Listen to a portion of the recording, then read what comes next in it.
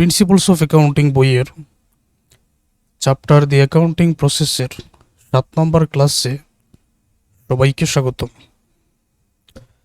আজকের ক্লাসে আমরা অ্যাকাউন্টিং ইকুয়েশন অথবা হিসাব সমীকরণের বেসিক সহকারে গুরুত্বপূর্ণ একটা ম্যাথ সমাধান করব। অ্যাকাউন্টিং ইকুয়েশন বা হিসাব সমীকরণ এটার আরও কিছু নাম আছে। টেবুলার অ্যানালাইসিস, বাংলা নাম হতে পারে বিবরণী চক, অথবা এরকম প্রশ্ন করা হতে পারে যে হিসাব সমীকরণে লেনদেনের প্রভাব দেখাও। এটার গুরুত্ব বোঝানোর জন্য আমি আরও একটা কথা বলি। আমি তো তোমাদের নতুন সিলেবাস অনুযায়ী ক্লাসগুলো নিচ্ছে, বিগত বহু বছর তো শিক্ষার্থীদের ক্লাসগুলো নিচ্ছে। আমি আমার অভিজ্ঞতা থেকে বলছি, অ্যাকাউন্টিং ইকুয়েশন বা হিসাব সমীকরণ থেকে 100% পরীক্ষায় ম্যাথ থাকবে। আবারও বলছি, 100% পরীক্ষায় ম্যাথ থাকবে 10 মার্কসের হয়ে। তাহলে ভাবো এটা তোমাদের জন্য কতটা গুরুত্বপূর্ণ। আর আমি যদি ধীরে ধীরে আলোচনা করে না বুঝাই তাহলে তোমরা সহজে বুঝবে না। এখন একটু ধীরে ধীরে আলোচনা করছে সহজে বোঝানোর জন্য। নিজে থেকেই কিছু প্রশ্ন করব, উত্তরগুলো ক্লাসের মধ্যেই দিয়ে দিব। আচ্ছা, তোমরা একটা কাজ করো, ক্লাসটা একেবারে ফুল স্ক্রিন করে দেখো, দেখতে যাতে কোনো অসুবিধা না হয়। আমি এখানে তোমাদের চিহ্নিত করে বোঝাচ্ছি। অ্যাকাউন্টিং ইকুয়েশন বা হিসাব সমীকরণ, হিসাব সমীকরণে আসলে কি দেখানো হয়? প্রথম নম্বর প্রশ্ন। এই যে হিসাব সমীকরণ, এখানে যে একটা টেবিল তোমরা দেখতে পাচ্ছ, এই যে সম্পূর্ণ টেবিল, এটা হচ্ছে একটা বিবরণী চক। বিবরণী চকের মধ্যে দেখাতে হয় যে কোনো লেনদেন, এই যে সম্পদ, দায়, মালিকানা সত্ত্ব আছে না, এই তিনটাকে প্রভাবিত করবে। প্রথমে একটা সমীকরণ জেনে নাও, assets equal to liabilities plus owners equity. সম্পদ সমান দায় যোগ মালিকানা সত্ত্ব, এটার বাংলা অর্থ। সম্পদ যাই হোক না কেন, দায় ও মালিকানা সত্ত্ব একসাথে যোগ করলে সেটা সম্পদের সমানই হবে। আবার যে কোনো লেনদেন সম্পদ সমান দায় যোগ মালিকানা সত্ত্ব এই সমীকরণের সাথে মিলে যাবে 100%। আর ওই মিলটা দেখানোর জন্য এই জন্য অ্যাকাউন্টিং ইকুয়েশনের এই হচ্ছে সমানের গড়। বাম দিকে অ্যাসেটস, ডান দিকে লাইবিলিটি প্লাস ওনার্স ইকুইটি। এখন এই দিকে যোগ করে এখানে যে যাবতীয় সম্পদগুলো আছে যোগ করে যদি আমি 1 লক্ষ টাকা পাই, এদিকেও আমার 1 লক্ষ টাকাই হবে, এটাই নিশ্চিত। তাহলে আজকের ক্লাসে একটা ম্যাথ তো সমাধান করে বোঝাবই, আরও কিছু প্রশ্নের উত্তর তোমাদেরকে দিয়ে দিই।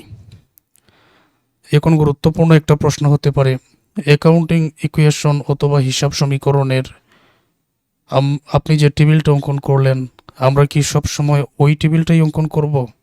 উত্তর হলো না, সব সময় তোমাকে এই টেবিলটা অঙ্কন করতে হবে না। যেমন এখানে ডেট ঠিক থাকবে, অ্যাসেটস ঠিক থাকবে, লাইবিলিটি প্লাস ওনার্স ইকুইটি ঠিক থাকবে, রিমার্কস ঠিক থাকবে। তোমার যে কোনো অঙ্কের প্রশ্ন অনুসারে দেখতে হবে ওই প্রতিটা লেনদেনের মধ্যে কি পরিমাণ সম্পদ আছে। সম্পদ 2টাও থাকতে পারে, 3টাও থাকতে পারে, 5টাও থাকতে পারে। যতটা থাকবে ততটা তুমি ধারাবাহিক লিখবে, তবে প্রথমে ক্যাশ অবশ্যই বসবে, অর্থাৎ এই দিকে যাবতীয় সম্পদ। এখন যদি তোমার অ্যাকাউন্ট রিসিভেবল না থাকে লেখার প্রয়োজন নাই, সাপ্লাইজ না থাকে লেখার প্রয়োজন নাই, ব্যান লেখার প্রয়োজন নাই, না থাকলে নাই, থাকলে তো লিখতে হবে। মনে করো আরেকটা সম্পদ আছে ইকুইপমেন্ট, তাহলে লিখে দিবে। আরেকটা প্রশ্ন হতে পারে যে আমি যদি মনে করো কোনো অঙ্কের মধ্যে ক্যাশ, অ্যাকাউন্ট রিসিভেবল, সাপ্লাইজ, ব্যান, প্রিপেড রেন্ট সবই আছে, আমি যদি অ্যাকাউন্ট রিসিভেবল 2 নম্বরে না লিখে ব্যানটা যদি আগে লিখে দেই, তাহলে কি এখানে ব্যান আগে লিখে দিলে কি কোনো সমস্যা হবে? উত্তর হলো না, কোনো সমস্যা নেই। প্রথমে শুধু ক্যাশটা রাখবে, পরবর্তীতে তুমি তোমার ইচ্ছা মতো আগে পরে এই জায়গায় লিখতে পারো, কোনো সমস্যা নেই। আচ্ছা, এইদিকে যেহেতু লাইবিলিটিস প্লাস ওনার্স ইকুইটি, দায় যোগ মালিকানা সত্ত্ব আছে, তার মানে এটা হচ্ছে ওনার্স ইকুইটির গড়। ওনার্স ইকুইটির আরও একটা নাম এখানে তুমি লিখতে পারো, এটা হচ্ছে ক্যাপিটাল। বইয়ের মধ্যে অবশ্যই ক্যাপিটাল লেখা, আর আমি লিখেছি এখানে ওনার্স ইকুইটি বোঝানোর জন্য। ওনার্স ইকুইটি অথবা ক্যাপিটাল মূলত কি বোঝাবে? একই বোঝাবে। আচ্ছা, এখানে দায়ের মধ্যে অ্যাকাউন্ট পেবল, নোটস পেবল যদি তোমার লেনদেনের মধ্যে থাকে তাহলে তো লিখবে, না থাকলে তো লেখার প্রয়োজন নাই। এর বাহিরেও দায় থাকতে পারে, লোন থাকতে পারে, আনান রেন্ট, আনান রেভিনিউ, এগুলো তো দায়ের মধ্যে পড়ে, এগুলো থাকতে পারে। অঙ্কের মধ্যে অন্যান্য কোনো মালিকানা সত্ত্ব যদি থাকে, যেমন অ্যাকুমুলেটেড ডেপ্রিসিয়েশন একটা মালিকানা সত্ত্ব থাকলে তুমি এখানে অ্যাড করে দিবে। আচ্ছা, এখন পরবর্তী আরও একটা প্রশ্ন। আমরা জানি হিসাব পাঁচটা, সম্পদ, ব্যয়, আয়, দায়, মালিকানা সত্ত্ব। এই জায়গায় আপনি সম্পদ লিখলেন, দায় লিখলেন, মালিকানা সত্ত্ব লিখলেন, কিন্তু আয় এবং ব্যয় কোথায় গেল? এটার উত্তরটা কি? আচ্ছা, এই যে ওনার সিকিউরিটি আছে না, ওনার সিকিউরিটির বাংলা অর্থ কি? বাংলা অর্থ মালিকানা সত্ত্ব। তাহলে মালিকানা সত্ত্বের মধ্যে কি কি অন্তর্ভুক্ত আছে? মূলধন আছে, প্লাস হয়ে আয় যোগ হবে, ব্যয় বিয়োগ হবে, উত্তোলন বিয়োগ হবে। আমি যদি তোমাদের আবারও বলি, এই যে আয় ব্যয় কোথায়, প্রশ্নের উত্তর হলো সেটা আছে মালিকানা সত্ত্বের মধ্যে বা এই গড়ের মধ্যে। তাহলে জেনে নাও যে কোনো আয় এবং ব্যয় সবসময় এই ওনার্স ইকুইটি বা মালিকানা সত্ত্ব এই গড়ে বসবেই যে কোনো সময়। আচ্ছা, তারপর মূলধন হলে সেটা ওনার্স ইকুইটির গড়ে সবসময় প্লাসের করেই বসাবো। যে কোনো আয় থাকলে সেটা ওনার্স ইকুইটির গড়ে সবসময় প্লাসের করে বসাবো। ব্যয় থাকলেই আমি মাইনাসের করে বসাবো। আবার মাইনাসের টাকা, যেমন ধরো উদাহরণস্বরূপ 5,000 টাকা আছে, এটা মাইনাসের বোঝাতে গেলে যদি ব্র্যাকেট দিয়ে দিই তাহলে মাইনাস বোঝাবে। আর প্লাসের হলে সরাসরি 5,000 লিখলেই চলবে, আলাদা করে প্লাস মাইনাস দেওয়ার প্রয়োজন নাই। উত্তোলন থাকলেই সেটা মাইনাস হয়ে যাবে। মনে করো উত্তোলন আছে 5,000, উত্তোলন থাকলেই আমরা সেটা মাইনাস, ব্র্যাকেট দিলে কি বোঝাবে? মাইনাস বোঝাবে। আচ্ছা, আশা করছি আমি এখন পর্যন্ত যতটুকু আলোচনা করেছি বুঝতে পেরেছ। এখন আমি সেটা প্রয়োগ করে তোমাদের দেখাচ্ছি। আবারও বলছি, এই দিকে যাবতীয় সম্পদ যা আছে, যত সম্পদ আছে, যাবতীয় দায়, মালিকানা সত্ত্ব, আবার মূলধন, আয়, ব্যয়, উত্তোলন, এই চারটা কোথায় বসবে? মূলধন, আয়, ব্যয়, উত্তোলন। এটার মধ্য থেকে মূলধন এবং আয় প্লাসের হয়ে, ব্যয় এবং উত্তোলন মাইনাসের হয়ে, এই চারটা সবসময় কোথায় বসবে? ওনার সিকিউরিটির ঘরে বসবে। এই হলো বেসিক। এবার একটা অঙ্কের সমাধান বোঝাবো, একেবারে সহজ হয়ে যাবে। আর যেহেতু 100% ম্যাথ এটা থাকে, আমি অ্যাকাউন্টিং ইকুয়েশনের বা বিবরণী চকের আরও কিছু ক্লাস নিব, কারণ আমি চাই যে পরীক্ষায় যেটাই আসুক ওইটা যাতে তোমরা পারো। আচ্ছা, এখানে প্রশ্ন আছে। এখন যে ম্যাথ এখানে দেওয়া আছে, তোমরা তো সবাই যে কোনো লেনদেনের জাবেদা দাখিলা কিভাবে নির্ণয় করতে হয় তোমরা ভালো করে জানো। এই প্রতিটা লেনদেনের জাবেদা দাখিলা আগে তুমি নির্ণয় করবে। নির্ণয় করে দেখবে কি পরিমাণ সম্পদ আছে, কি পরিমাণ দায় আছে, কি পরিমাণ সম্পদ এবং দায় এই দুইটা চিহ্নিত করলেই চলবে। আয় ব্যয় চিহ্নিত করার প্রয়োজন নেই। কেন? কারণ আয় ব্যয় এটা তো ওনার সিকিউরিটির করে বসবে। এখন যেহেতু এটা প্রথম অঙ্ক, তোমরা আমাকে একটু সময় দাও, আমি পরে তোমাদের কি পরিমাণ সম্পদ আর কি পরিমাণ দায় চিহ্নিত করার উপায়টা আমি তোমাদেরকে বলে দিচ্ছি। এটা আবার তুমি মনে মনে চিন্তা করবে, এটা আবার লিখার কোনো প্রয়োজন নাই। যেমন অ্যাসেটস,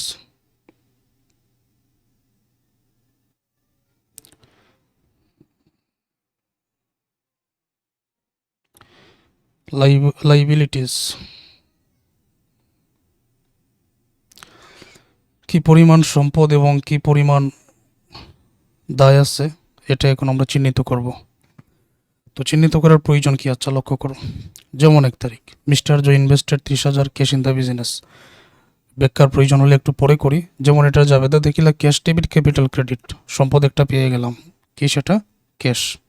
আচ্ছা, ক্যাশের ঘরে আমি একটা টান দিয়ে দিলাম, বাবুয়ান একটা সম্পদ হয়ে গেছে।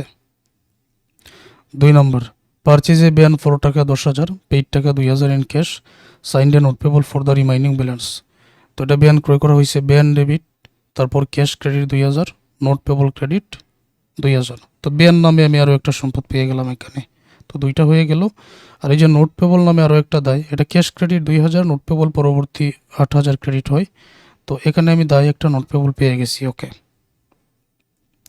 3 নম্বর, পেইড টাকা 5,000 for office rent for 2 month, 2 মাসের ভাড়া পরিশোধ। আবার 3 তারিখে তো অগ্রিম ভাড়া দেওয়া হয়েছে, নগদ চলে গেছে। এটার জাবেদা দেখিলা prepaid rent debit cash credit. তাহলে প্রিপেইড রেন্ট আর ক্যাশ নামে দুইটা সম্পদ আমরা পেয়ে গেলাম। ক্যাশ যেহেতু হিসাবে অন্তর্ভুক্ত হয়ে গেছে, শুধু প্রিপেড রেন্টের জন্য আরও একটা সম্পদ এই জায়গায়। পারফর্ম টাকা 24 অফ সার্ভিস অন অ্যাকাউন্ট, দ্বারে সেবা প্রদান, account receivable debit, service revenue credit. তো অ্যাকাউন্ট রিসিভেবলেই আরও একটা সম্পদ। এরকমভাবে পারচেস সাপ্লাইজ, সাপ্লাইজ ক্রয়, সাপ্লাইজ ডেবিট, এটা বলা হয়েছে পারচেস সাপ্লাইজ 4 টাকা 500 অন অ্যাকাউন্ট, দ্বারে সাপ্লাইজ ক্রয়, supplies debit, account payable credit. তাহলে সাপ্লাইজ নামে আরও একটা সম্পদ পেয়ে গেলাম।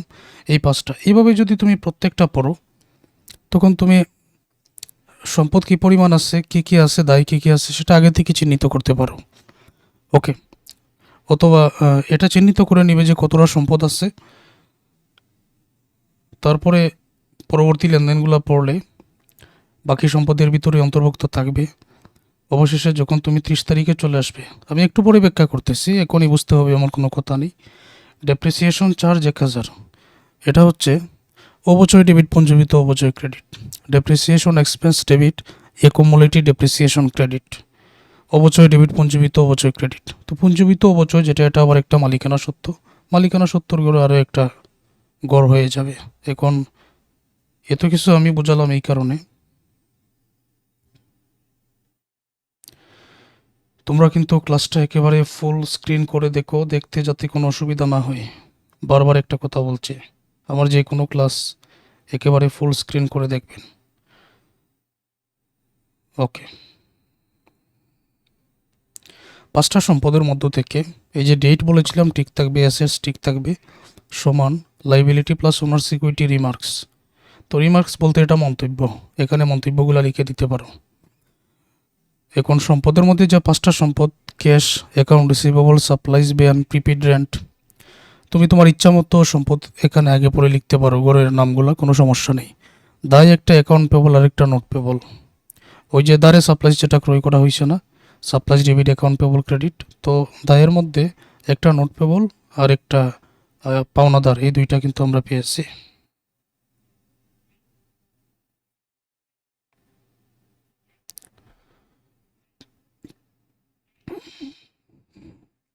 অ্যাকাউন্ট পেবল, নোট পেবল আর ওই অ্যাকুমুলেটেড ডেপ্রিসিয়েশন নামে যে এন্টিটা ছিল, এটা কিন্তু মালিকানা সত্ত্বের মধ্যে পড়ে, আর এখানে ওনার সিকিউরিটি আছে। আচ্ছা, এখন আমি যাচ্ছি মূল যে লেনদেনগুলো এখানে দেওয়া আছে এইটার জন্য। তোমাদের নিশ্চয়ই মনে আছে, আমি একেবারেই বেসিক প্রথম ক্লাসে বলেছিলাম, যদি তুমি কোন দাখিলা কোন হিসাবে পড়ে এটা বলতে না পারো এবং যে কোনো লেনদেনের জাবেদা দাখিলা নির্ণয় করতে না পারো, তাহলে তুমি কোনো অঙ্কেরই সমাধান পারবে না, এটা বলেছিলাম। আজকে এমন একটা অঙ্ক যে কোন দাখিলা কোন হিসাবে পড়ে এটাও জানার প্রয়োজন, যে কোনো লেনদেনের জাবেদা দাখিলা নির্ণয় করা এটাও প্রয়োজন। দুইটাই প্রয়োগ করে মূলত আমাদের অ্যাকাউন্টিং ইকুয়েশন করতে হবে। তো এত আলোচনা করছি, অঙ্ক কঠিন ভাবার কোনো কারণ নাই। শুধু ধারাবাহিক আমার ক্লাস একবার দেখো, হাতে কলমে প্র্যাকটিস করো, পুরো চ্যাপ্টারটা শেষ করো, আবার পড়ো, দেখবে একেবারে সহজ হয়ে গেছে। এখন এই যে মিস্টার জয় ইনভেস্টেড টাকা 30,000 ক্যাশ ইন দ্য বিজনেস, জাবেদা দাখিলার তো ব্যাখ্যার প্রয়োজন নাই। জাবেদা দাখিলা থেকে আগে কতগুলো ক্লাস নিয়েছি।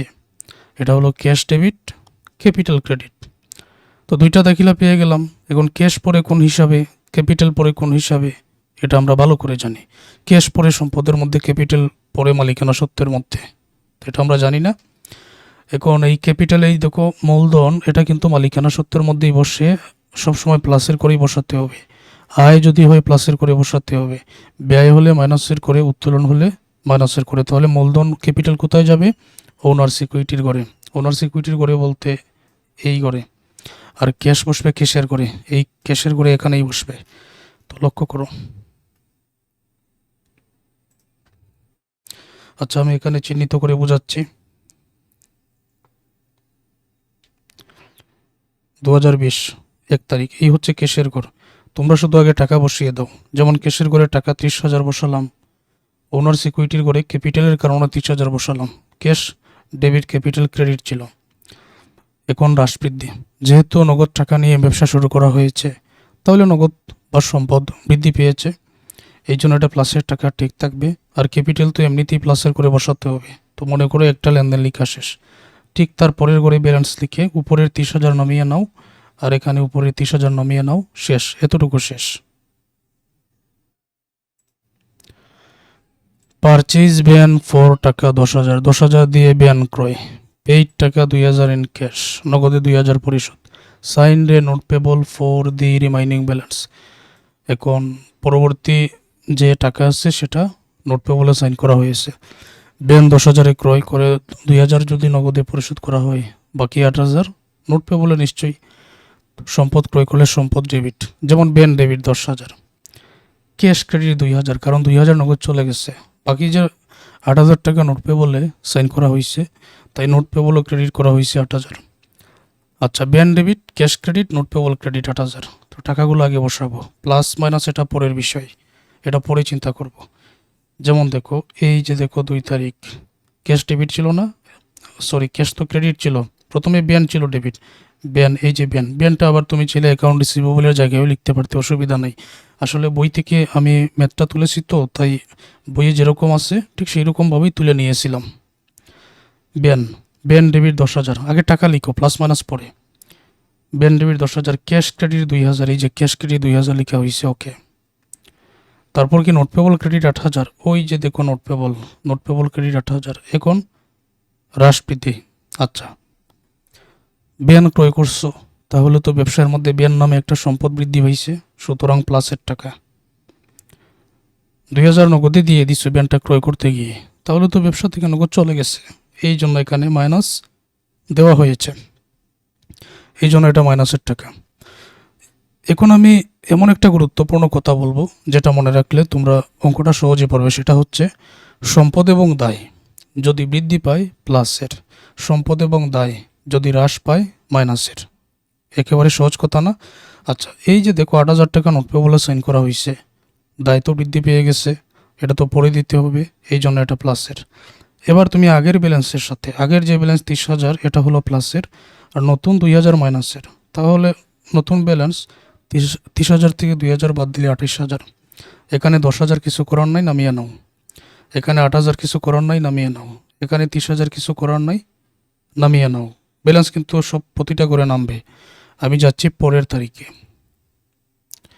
পেইড টাকা 5,000 for office rent for 2 month, 2 মাসের ভাড়া পরিশোধ, প্রিপেইড রেন্ট ডেবিট, আর নগদ চলে গেছে ক্যাশ ক্রেডিট।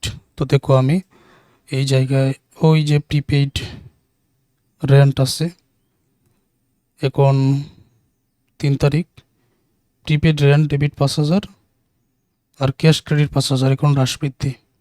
যেহেতু 2 মাসের ভাড়া অগ্রিম দিয়ে দেওয়া হয়েছে, আর অগ্রিম পরে যদি ব্যয় জাতীয় শব্দ থাকে তাহলে তার নাম চলতি সম্পদ। তো যেহেতু চলতি সম্পদের সৃষ্টি হয়েছে, সম্পদ বৃদ্ধি পাইছে, সুতরাং এটা প্লাসের টাকা। আর অগ্রিম ভাড়া দেওয়া হয়েছে, নগদ 5,000 চলে গেছে যেহেতু, সুতরাং এটা মাইনাসের টাকা। এবার ব্যালেন্সগুলো ঠিক করো। ব্যালেন্স 28 থেকে 5,000 বাদ দিলে 23,000, আগের 10,000 নামাও, এখানে 5,000 নতুন, আগের 8,000 নামাও, আগের 30,000 নামাও, শেষ।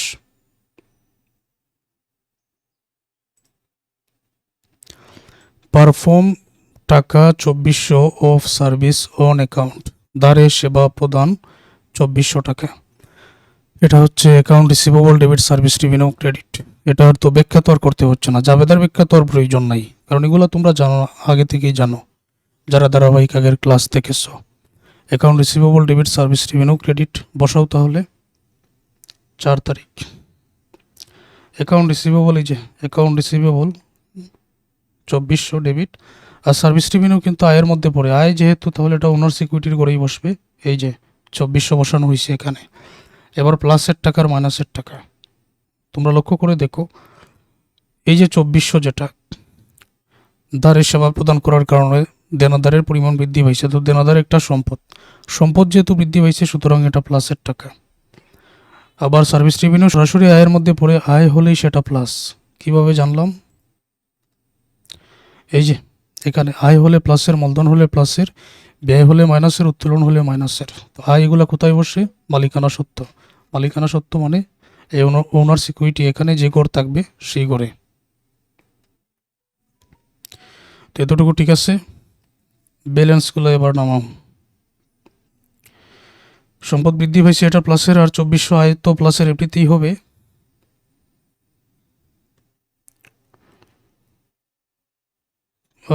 তো এটা এটা লেখা হলো 23,000 ব্যালেন্স নামিয়ে নাও। এখানে 2400, আগের 10, আগের 5, আগের 8, এই দুইটাই কিন্তু এখন প্লাসের। তাহলে 30,000 আর 2400 যোগ করলে 32,400, শেষ এটা। পারচেজ সাপ্লাইজ 4 টাকা 500 অন অ্যাকাউন্ট। সাপ্লাইজ ক্রয় 500 টাকা, অন অ্যাকাউন্ট মানে বাকিতে। Supplies debit, account payable credit, তাই না? ওই যে সাপ্লাইজের গড় 13 তারিখ, সাপ্লাইজ ডেবিট 500 আর অ্যাকাউন্ট পেবল এই করে, এই যে অ্যাকাউন্ট পেবলের গড়ে অ্যাকাউন্ট পেবল 500 লেখা হয়েছে। এখন হ্রাস বৃদ্ধি, সম্পদ ক্রয় করা হয়েছে, সাপ্লাইজ সম্পদ বৃদ্ধি পাইছে, এটা প্লাসের।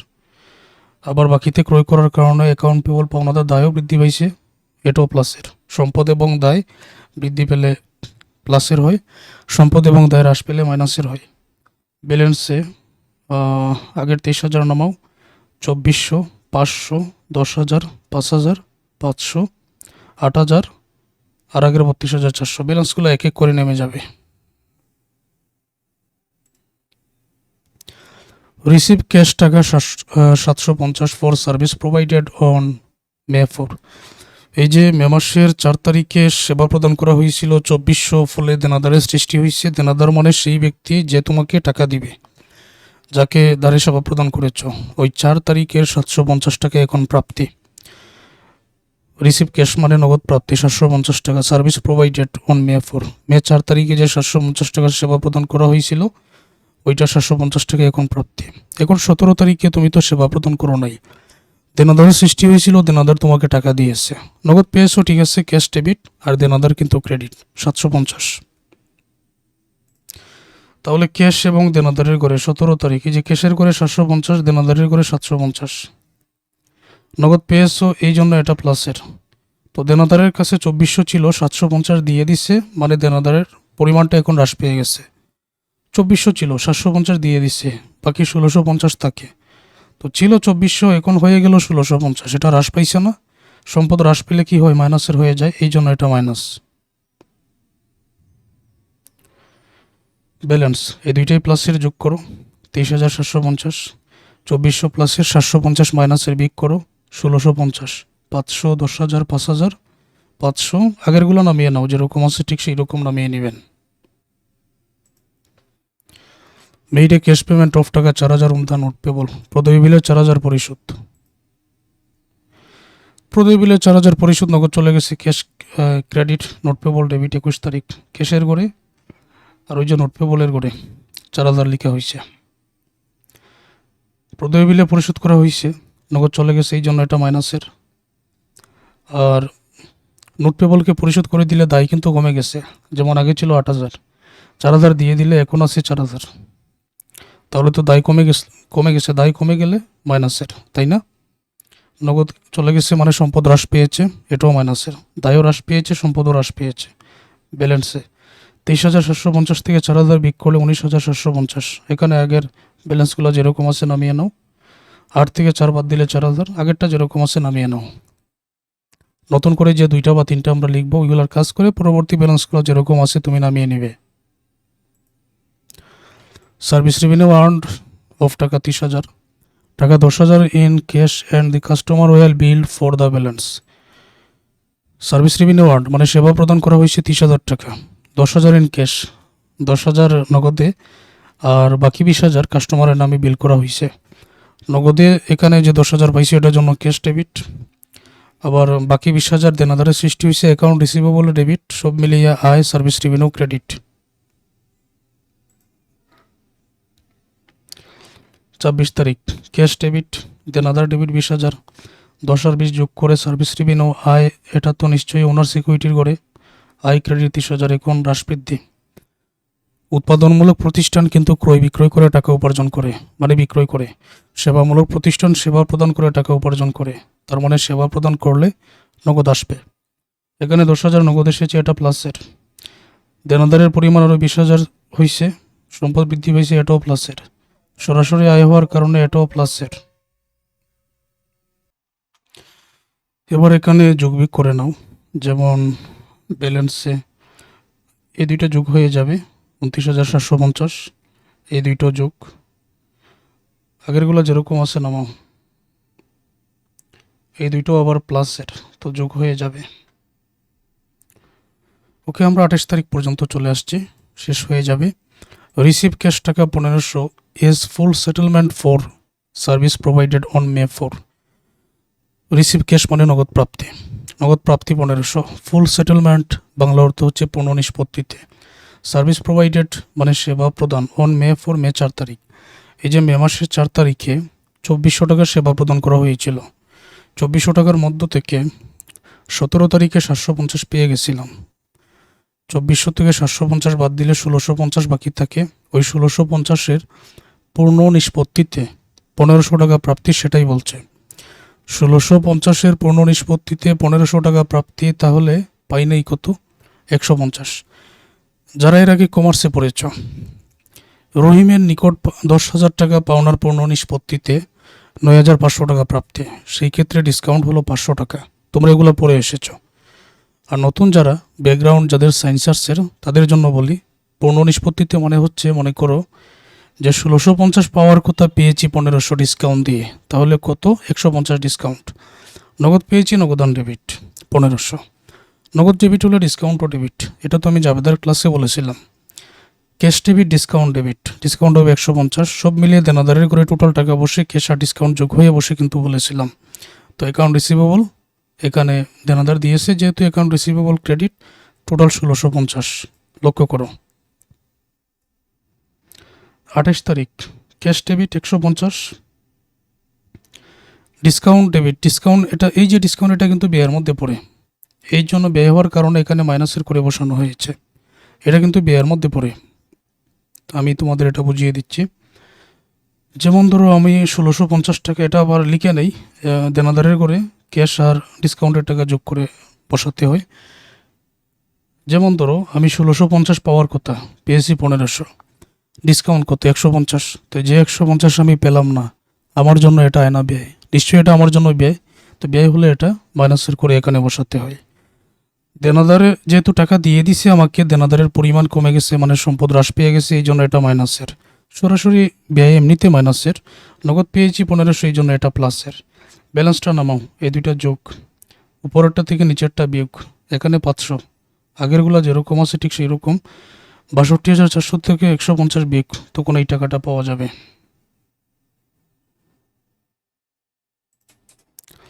ডেপ্রিসিয়েশন চার্জ 1000, অবচয় ডেবিট, পুঞ্জীবিত অবচয় ক্রেডিট, অবচয় পড়ে ব্যয়ের মধ্যে, আর পুঞ্জীবিত অবচয় মালিকানা সত্ত্বের মধ্যে পড়ে। তো অ্যাকুমুলেটেড ডেপ্রিসিয়েশন নামে আরও একটা ঘর আছে এখানে। 30 তারিখ অবচয় ডেবিট, অবচয় কিন্তু ব্যয়, বেসিক ক্লাসে আলোচনা করেছে, এই জন্য সরাসরি এটা মাইনাসের, ব্র্যাকেট দিয়ে দিব। পুঞ্জীবিত অবচয় ক্রেডিট, এটা মালিকানা সত্ত্বের মধ্যে পড়ে। আগের ব্যালেন্সগুলো নামিয়ে নাও, 31,250, 20,000, মানে এগুলো যেরকম আছে নামাও। এখন 1000, 62,250 থেকে 1000 বিক করলে 61,250। পেইড টাকা 1000 ফর এমপ্লয়ি স্যালারি, কর্মচারী বেতন পরিশোধ, স্যালারি ডেবিট, ক্যাশ ক্রেডিট, ব্যয় এটা সরাসরি মাইনাসের হয়ে মালিকানা সত্ত্ব অথবা ওনার সিকিউরিটির গড়েই বসবে, তাই না?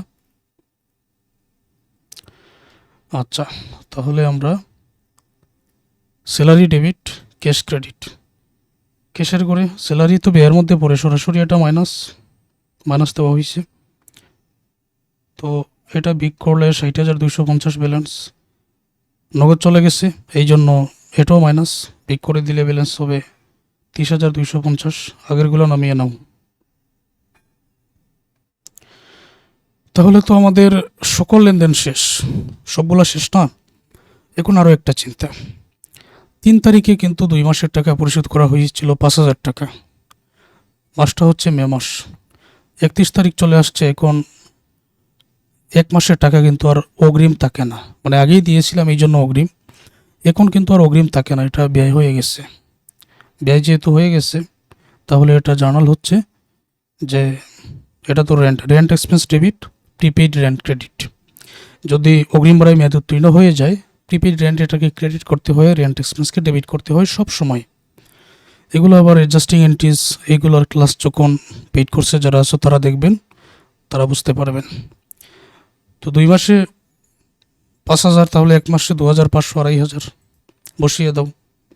31 তারিখ ক্যাশ, প্রিপেড রেন্ট এক্সপেন্স প্রথমে ডেবিট আর প্রিপেড রেন্ট ক্রেডিট, এটা ব্যয় হওয়ার কারণে সরাসরি মাইনাস। আর এটা যেহেতু সম্পদের পরিমাণ হ্রাস পেয়েছে, আগে ছিল 5,000, এখন সেটা মেয়াদ উত্তীর্ণ হয়ে গেছে, ব্যয় হয়ে গেছে, সম্পদ হ্রাস পেয়েছে, তাই এটাও মাইনাসের।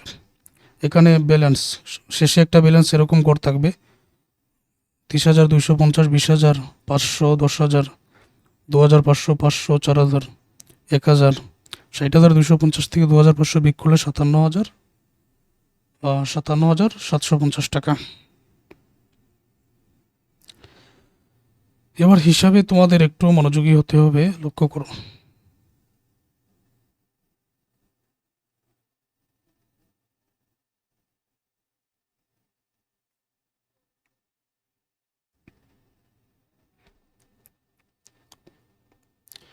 এই হলো সমানের গড়, মনে করো এখানে সমান। এই যে ব্যালেন্স আছে না, সম্পদের মধ্যে আমি যতটা পেয়েছি, এই যে ব্যালেন্সের ঘরে এই 5টা যোগ করো, যোগ করলে 63,250 হয়ে যাবে। এটা হলো সমানের গড়। এই যে আমি এখানে দায় মালিকানা সত্ত্ব এই 4টা যোগ করে আলাদা করে 63,250 পেয়ে যাব। তাহলে এটা হলো সম্পদ, এটা হলো দায় যোগ মালিকানা সত্ত্ব, দুইটা কি সমান হয় নাই? সমান তো হয়ে গেছে। এত এত লেনদেন, এখানের প্রভাবটা দেখালাম, আর উভয় দিক সমান হয়ে গেছে। হ্যাঁ, এটাই হচ্ছে বিবরণী চক। তুমি যে অঙ্কেরই সমাধান করো না কেন, এটা এইভাবে মিলে যাবে। এখন যদি তুমি হাতে কলমে প্র্যাকটিস করো, তার আগে বিবরণী চকের আমি আরও যে ক্লাসগুলো দিয়েছি সেগুলো দেখো। তারপর তোমরা একসাথে 4টা ক্লাস দেখার পরে, অ্যাকাউন্টিং ইকুয়েশন থেকে আমার 4টা ক্লাস হবে, এগুলো দেখার পরে তারপরে তোমরা ম্যাথগুলো প্র্যাকটিস করো। দেখবে যে খুবই সহজে তোমরা বুঝতে পেরে গেছো। পরের ক্লাসগুলোতে আমি আরও জটিল দেখে যে ম্যাথগুলো আছে এগুলো তোমাদের বুঝিয়ে দিচ্ছে।